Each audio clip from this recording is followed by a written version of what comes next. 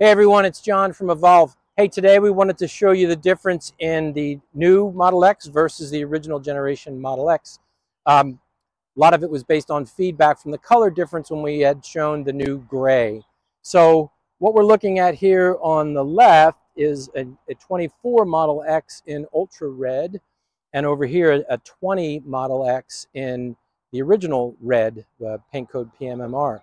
So it looks like the sun's peeking through. One of the biggest differences you'll see in the color is how much bluer the ultra red is than the old PMMR. So a lot of that comes from it being a 3-stage color, and what we know, this may be even a 4-stage color with what they call a G-shade sealer underneath that brings that color all the way up. But otherwise, other than color, if we look at the features from the first generation to the latest, not a lot of differences really in the body, if any at all. I know there are some differences with the hood panel, but mostly structural, so nothing you can really see on the outside.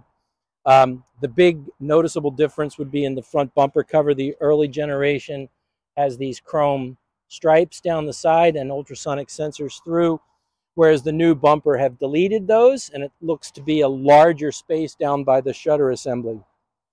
This vehicle does have ultrasonic sensors, but only parking sensors in the corner, whereas the original version has them through. Now, what we know is Tesla's now moving to Tesla Vision, so really self-driving drive-by camera suite primarily, maybe only in the future, but primarily through cameras. This vehicle is equipped with a radar sensor, although the self-driving system currently may not use it. It doesn't mean that it won't be used in future firmware updates, or it may be used for things like auto park or summon, which is currently unavailable on this vehicle. So beyond that, the obvious is the chrome trim delete, and we see black. Some of the bigger differences we'll see on the vehicle are on the interior, and so let's take a look at the interior of both real quick. Okay, there's quite a few differences on the interior. We won't go over them all, but let's point out some of the big ones. So to start with the original Model X, we notice it has really the same steering column, steering wheel combination as in the Model S, where you've got your gear selector, your windshield wipers, you can set cruise control, and you can adjust the position of the steering wheel here from the steering column.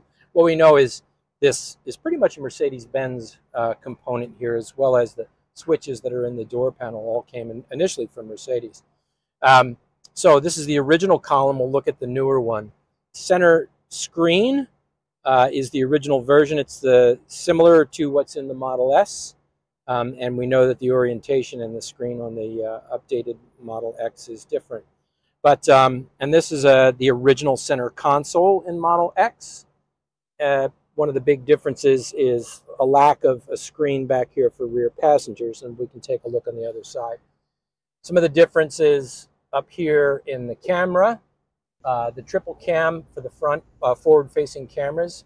You'll notice here there is not a driver-facing camera here, and there is on the new version.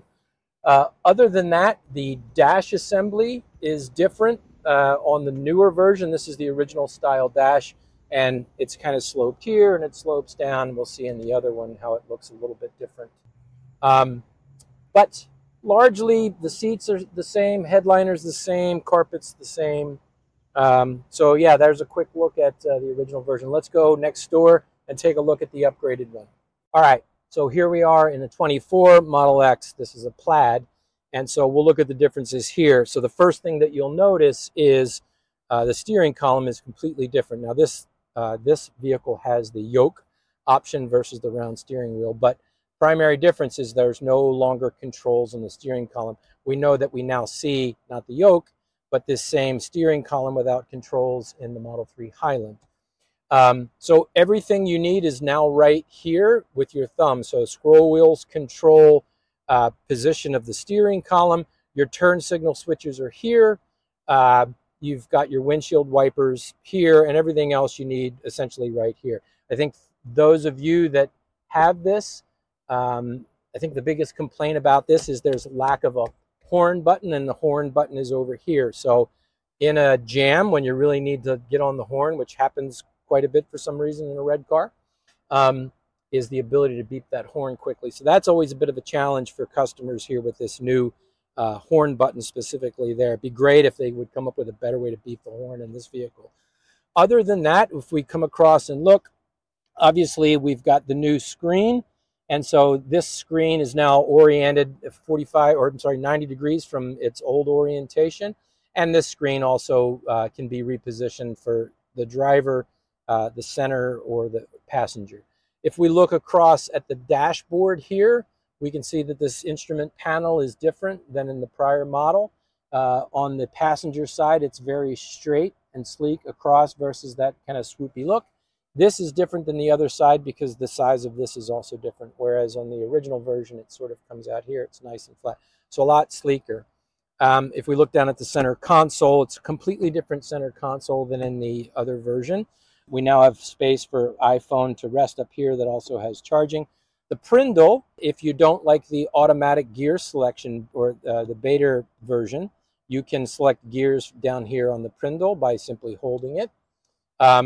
And most importantly, now the difference is the screen in the back seat for passengers. So passengers can control heating and cooling for their seats and the cabin temperature. They can also access games and stuff from back here, change music, those kind of things. You can upgrade with the remote video game controller and actually play from the back seat now. If we look up here at the mirror assembly and the triple cam, what we noticed on the other vehicle was a lack of a driver-facing camera. And so now we can see that there is a driver-facing camera up in here, primarily for full self-driving and paying attention to you. And as many of you know probably, for those driving in full self-driving and pulling out your phone, I promise you the second you put your phone to your face, this camera is going to yell at you and tell you to put your phone down. So great safety feature in the vehicle. Otherwise, the door panels on the interior are slightly different than the old, well beyond sort of the styling features.